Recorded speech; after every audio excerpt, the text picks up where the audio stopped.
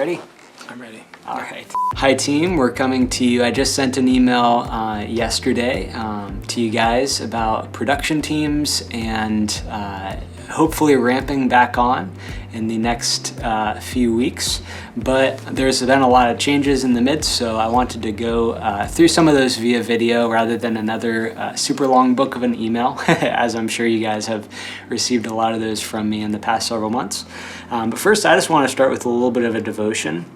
I've been reading recently in Ephesians as we go through this COVID experience, and there's a section in Ephesians 3 and a little bit of backstory on this.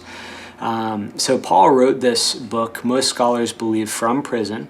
So he wrote this book to the church of Ephesus, but in Ephesians 3, 16 to 19, Paul writes, "I pray that out of his glorious riches he may strengthen you with power through his Spirit in your inner being, so that Christ may dwell in your hearts through faith. And I pray that you, being rooted and established in love, may have power, together with all the Lord's holy people, to grasp how wide and long and high and deep is the love of Christ, and to know this love that surpasses knowledge, that you may be filled to the measure of all the fullness of God."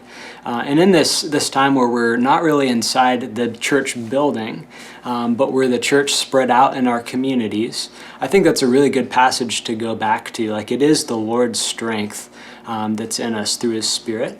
And we have the opportunity as the body of Christ, wherever we are, to be the church as individuals, both in the building as before this crisis started, but also right now in our communities. That can only really happen through the power through his Spirit mentioned in verse 16. And also Christ dwelling in your hearts through faith. That's really the rock we stand on. And knowing the love that surpasses knowledge. So that's just a good passage to go back to. There's so many good passages. But in this time where we're living in this disruption of church, I encourage you to take daily time to grow deeper in your relationship with the Lord. I encourage you to make time to study the Bible each day, to set aside time to pray and worship, whether by yourself or with your family or whatever your context is. It's really important to do that. And also to reach out to your community. We are the hands and feet of Jesus to those around us, and especially in such a stressful time, we can really shine the light of Jesus. So I encourage you to do that.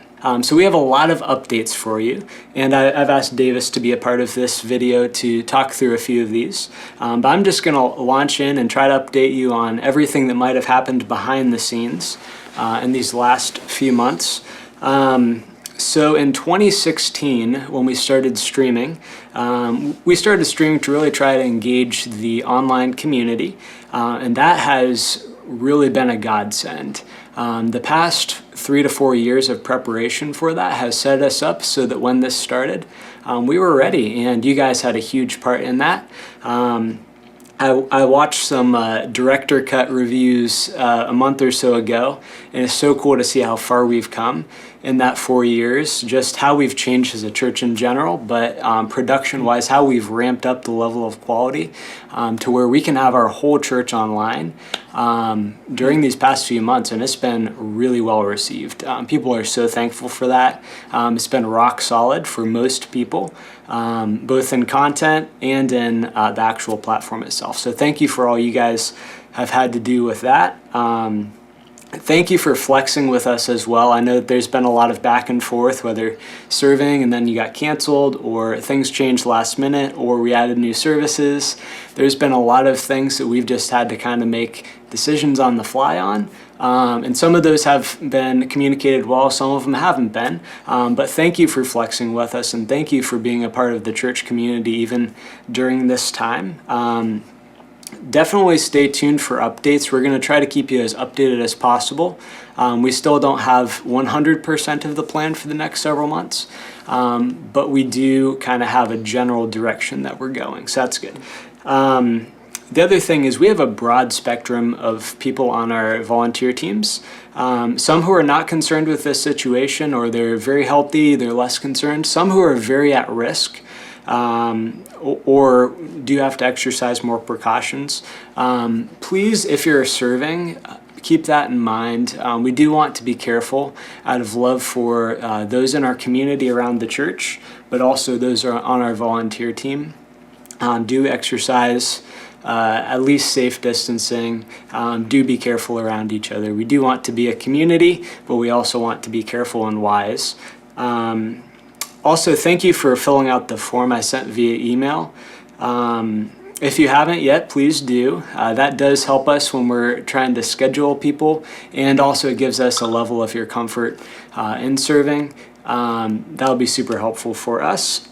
We do have a few updates that you might have seen if you have filled that out as far as services, and these might change. We're still talking through some of the timing for online services, whether we're going to continue the Monday, Wednesday, Friday, Sunday, and addition of Saturday service. All of that's a little bit up in the air, but in general, I'm just going to go through the overall times real quick. We've started recording services on Saturday mornings instead of Sundays, so we do have time to redo things if we have to.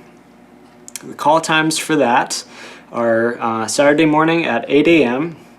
for graphics, audio, broadcast, and front of house, lighting, and video directors, and then 10 a.m. for all other team members who might be a part of video, etc., camera. If we do a shader team member, I'll talk about that in a second, etc. 10 a.m. basically the whole team run through. Then we have Monday and Wednesday services. Monday's a little bit simpler right now. Wednesday's a little bit more like a Sunday. Monday we will have call time. If it's still like a simple prayer service, call time, let's do 6 p.m. for graphics, audio positions, and video director, and 6:30 for camera operator. That'll give us a little bit of time just to talk through any service changes, stuff like that, and be ready before we go live. Wednesday, which is a little bit more like a Sunday service, call times will be 5 p.m. for rehearsal. That's the band rehearsal for graphics, audio positions, lighting, and video directors. That's so that you guys all know what's happening as far as the song format, the service flow, stuff like that. And then 6 o'clock for cameras, just to be able to meet with the directors and the other team members for a little bit.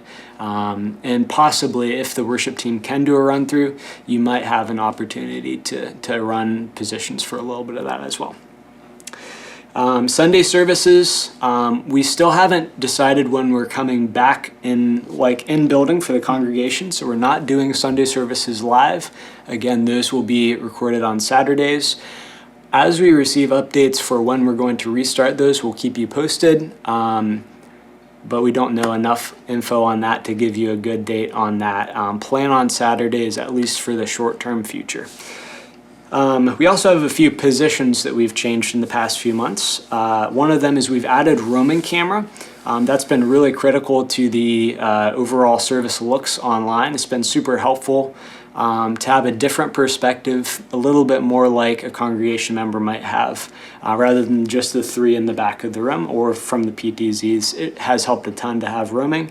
We may train a few of you on that, but we do ask that you do have some experience with camera first before you do that. It is a much more difficult position than camera. We also may have to flex a little bit on a few of the pentagon positions, and I think that may be most based on the phase that we're in as a church as we look at the community around us with the COVID situation. We want to be careful that we don't have too many people in an isolated location at one time, so we need to scale back a little bit on how many people we have in the Pentagon. Right now, we have to choose between having 2 directors or a director and a shader in the front row of the Pentagon. Right now, we are leaning towards having 2 directors and having both of them operate the shader controls, and just being super careful about cleanliness and sanitation and things like that, to limit the number of people we have in the room at one time. That could change. We'll try to keep you updated, and that probably will change as we go through phases of getting back to what we like to call normal, how things used to be. We also have some production updates for services. It's been a very fast on-ramp to having everything be online. I'm very thankful that we also started a multi-site this past February, I guess it was. Yeah. I'm very thankful for that because we have been streaming at least the message portion to Olmsted Falls. And that's been super helpful to get us up to speed for that part of things. However, because we are also streaming worship and we basically get one shot with a Saturday recording unless something major goes wrong, it has been a level up or a bar raised in terms of production. So we'll have to figure out how to get you guys the training needed and also the communication that's needed to really keep that level of preparation really is what it is, so that we're going through services without a hitch.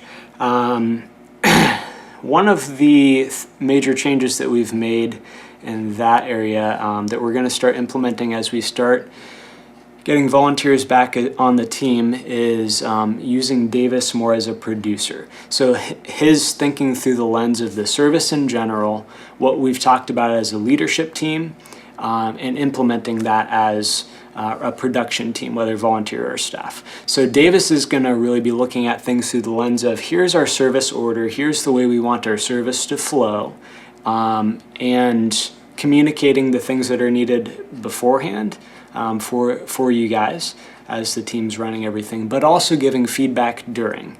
So Davis, what are some of the things that you, in your mind, going into this as producer, will be thinking about, especially in regard to expectations for like a raised bar? What do we need to communicate during a service, and what do we need to prepare for a little bit more? Yeah.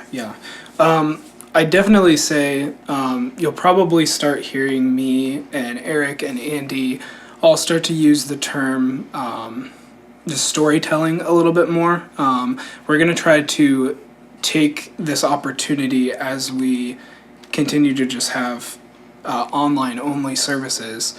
It's super important that we're telling the story of what's happening in the room because there aren't people in the room. So just thinking through that and just a totally different lens than putting on a live production where there are people and there is a congregation in the room.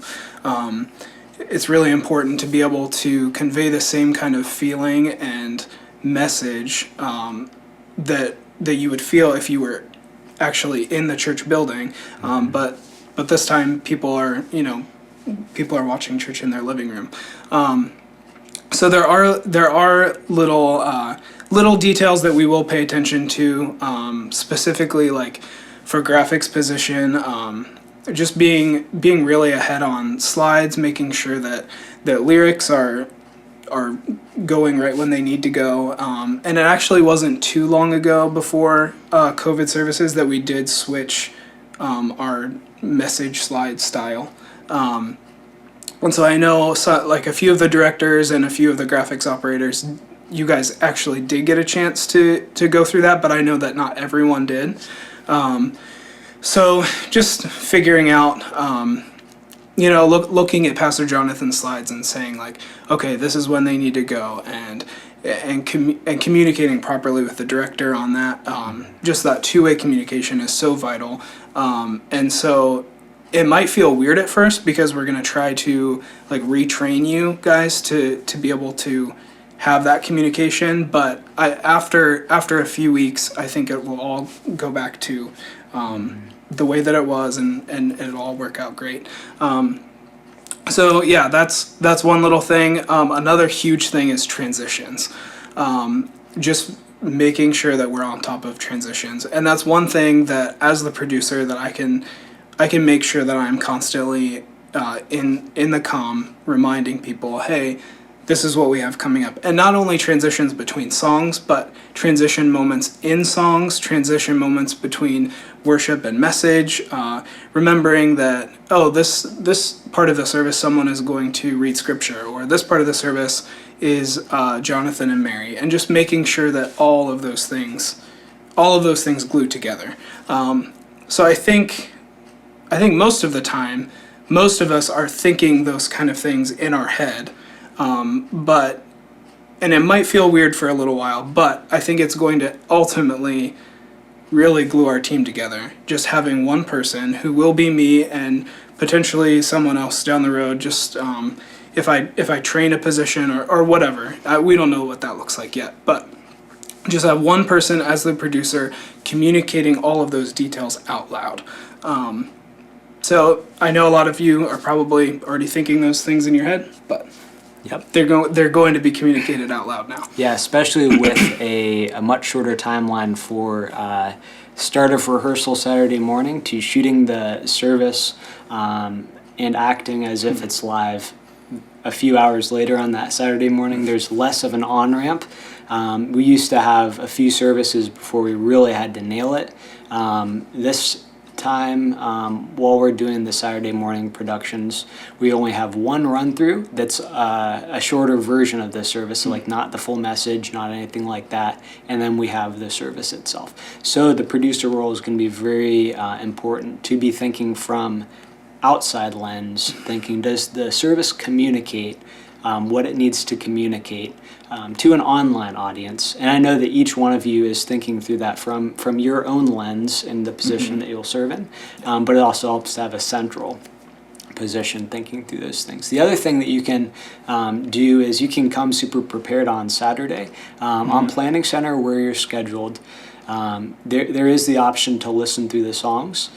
We do the songs pretty similar to how the demos are. So if you hear say there's a keyboard intro or something like that, you can pretty much expect that there's going to be a keyboard intro when we do it, or a guitar instrumental in a section of it, or things like that. We might change up songs a little bit, but you can come super ready, knowing the songs and knowing what's going to happen. The other thing is we're going to try to, from a producer standpoint, but also from a communication standpoint, on your tech sheets when you get them, we're going to try to make sure that all the leaders are listed in the correct locations, so you know who is leading which part of the service. And we'll just try to communicate some of those things well. The other thing we're going to do is we had done multi-view videos for a while. We stopped those when COVID started just because of the manpower to produce all of the services online. There's a lot. So we're going to start recording those again, and Davis is going to give more immediate feedback. So you would get an email or something from him more immediately after we record the Saturday service, just as a throwback to here's what went well, here's some things that we need to tweak, and then some people in say it's an audio problem, I might reach out and say, hey, here's some things you could have done differently, or Davis might do some of that as well. So we're going to be a little bit more immediate with some of those things. Can you give an example of what that may look like from your perspective? I know we just talked about it the other day. I think what I'm going to try to do to the best of my ability, Saturdays is a marathon. Like, it's like get here at 7:30. Make sure everything's ready, and then it's just like go. So to the best of my ability, I would love to have that multi-view director's cut out to you guys by Saturday night, so that we're able to maybe even watch that during the Saturday night service, or you have all day Sunday to watch it, and maybe stream it on YouTube or whatever, however you're watching the service.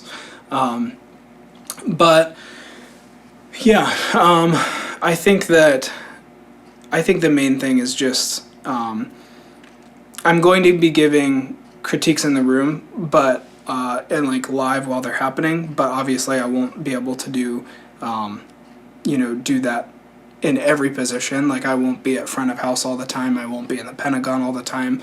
I'll be floating back and forth between the two positions, making sure everyone's good, and making sure that transitions are happening well. I'm